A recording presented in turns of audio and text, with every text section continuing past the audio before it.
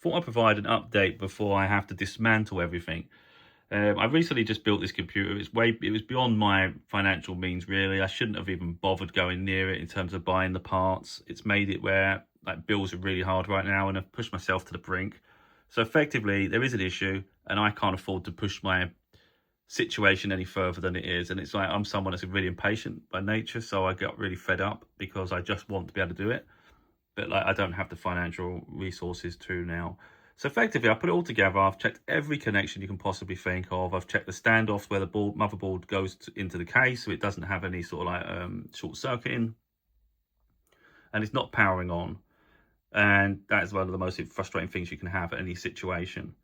Could I now realistically, it's either the power supply, which I already owned the power supply, so that's the only part that's not I haven't recently bought, and it's been in a box, but there's no reason to suggest that all of a sudden it's not working. It doesn't make a lot of sense.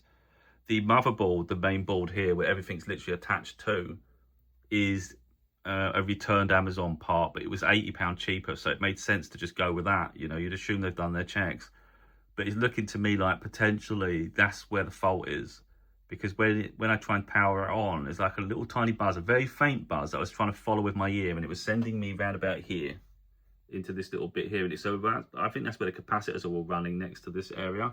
So I think personally, someone's returned the board, suggesting it's faulty. Amazon have probably just looked and thought it looks good, and who knows what they do with their tests. And I think they've just reboxed it, left it, and then just sent it out again. And it probably just goes round in circles, you know. So unfortunately, I've gone for the whole process of putting it together to find the boards potentially the thing at fault. I've got a new CPU inside there, so inside this cooler, and 32GB of RAM. But literally, I'm just going to have to disconnect it all now and return those three parts effectively. You know, it's going to be the case. The board goes, the CPU inside there goes, and the RAM goes back. I'm going to keep the case because I got it on eBay and I really like the case. So it's harder to return anyway, but also I've often found before, you know, if there's a case you do like, sometimes they get discontinued, a new model comes out, and I like this one. So I'm going to keep that. I'm going to keep this big cooler at the top for the liquid cooling for the CPU, because I do intend next year to be able to do this build again. And I got that for literally £35 off on eBay. Because I'd sold something, I got a discount code, so I got £15 off any purchase over £50. They're normally £80, but anyway, I got it for £35, and I'm thinking to myself, that's too good. I'm not letting that go. These three fans in the case, they cost me about £12 on Amazon. And I've set them all up. I've done the daisy chain of cabling, so they're all linked, and then LEDs. I'm just going to keep the fans. I'm going to keep the case. Obviously, I already own the power supply. So what'll happen next time is I'll have to just I'll do it when I can genuinely afford it, and then I'll get a new power supply at the same time.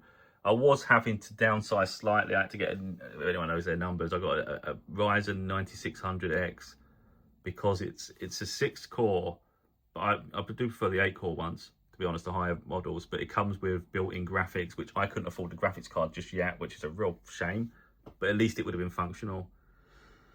So, I mean, the positive is that later on I'll be able to get the system that I actually want to build rather than one I felt compelled to build. So I can get maybe the CPU I actually want, you know, and I'll get a new motherboard so I can be sure, I can be reasonably sure it's going to work.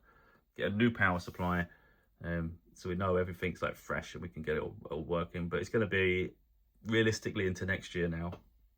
It's a shame, but I do have my gaming laptop. It's not like it's all doom and gloom, end of the world, but it's not. But you know, I've outgrown it to a degree. I want my computer back, and it is frustrating.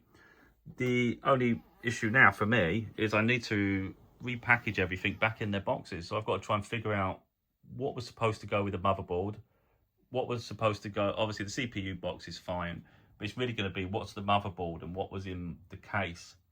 So, you know, that's sorting that mess out. It's going to be something, because I'm pretty sure that the screws that hold the motherboard in the case are actually case mounts. I think they're for my case.